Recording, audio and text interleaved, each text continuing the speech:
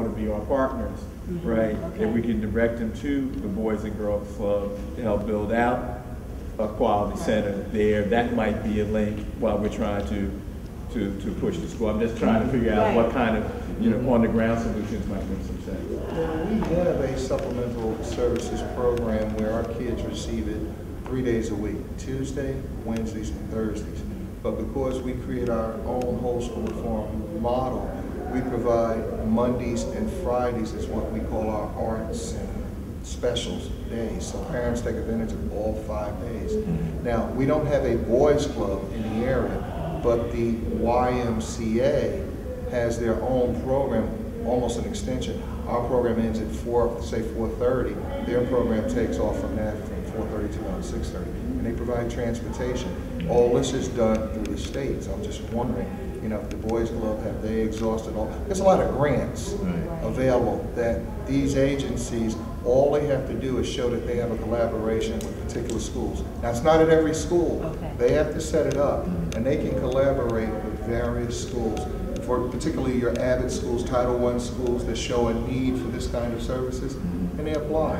And your districts will willingly partner with them because there's very little expenses coming out of the district because they provide their own staff, snacks, as well as they pay, I think they pay for our security. That's not the only part of Let me ask a question about this because I think this is a challenge. Some of the most effective programs that engage some of our children are not, they're Afrocentric. The folks that are running them are not kind of mainstream, and they find it difficult to interact with the students, all right, but they're effective with the kids, okay? And they can't get to the money. I'm thinking about the Community Unity Center in Camden. They'll be here tomorrow night. They've got a fantastic drum and an African dance piece and martial arts. The Camden Board of Education and them can't get together for love, no money. All right. So in terms of that kind of a barrier that exists, we got a superintendent sitting here.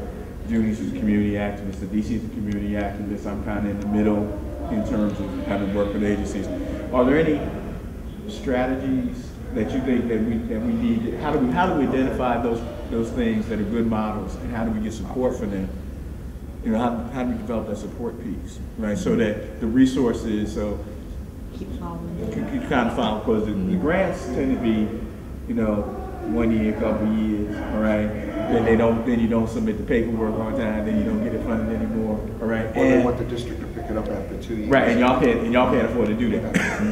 Well, see, I don't know the area where you are, but I keep coming back to those 3 things. If you know, because see, the school is supposed to have those if it's an Avid school. That's not something they can do if they want to do. They're supposed to have it. And if they don't have it, yeah, you should find out. And I'm going to give you my card because the Education Law Center is interested in tracking that kind of information. The group that brought the suit, that brought the money.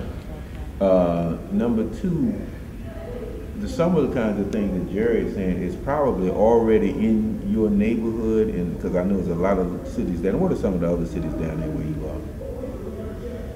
Burlington City. Burlington City, Burlington Township, Willingboro, Pemberton, Okay. Browns Mills.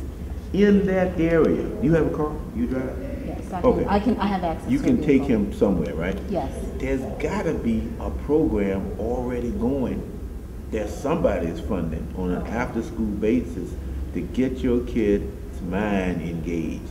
Because it sounds, that's what the trigger is, right? He's not engaged in what he's doing.